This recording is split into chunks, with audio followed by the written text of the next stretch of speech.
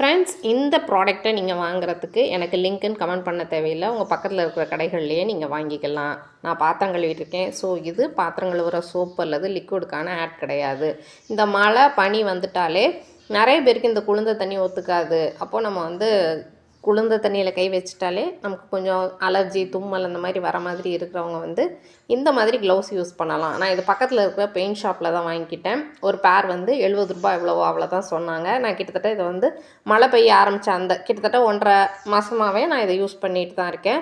இதை பாத்திரம் தேய்க்கிறது எல்லாத்துக்குமே யூஸ் பண்ணலாம். இதில் மொத்தம் 3 சைஸ் அவைலபிள் இருக்குது, எஸ், எம், எல்ன்ட்டு. நான் எனக்கு எஸ் வாங்கிக்கிட்டேன்.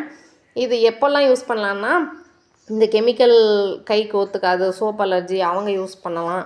நான் இதை எப்போல்லாம் யூஸ் பண்ணுறேன் அப்படின்னா, பாத்திரம் கழுவும் போது கண்டிப்பாக யூஸ் பண்ணுவேன். அதாவது நிறைய பாத்திரம் இருக்கும் இல்லையா, அந்த மாதிரி டயத்துக்கு யூஸ் பண்ணுவேன். அப்புறம் வாஷிங் மிஷினில் அந்த காலருக்கு சோப் போடுறப்ப அந்த டைமில் இதை போட்டுட்டு இது பண்ணேன்னா கைக்குள்ளே தண்ணி இறங்குறதே இல்லை. நான் முடிச்சதுக்கப்புறம் கூட உங்ககிட்ட அந்த க்ளவுஸை ரிமூவ் பண்ணி காட்டுறேன்.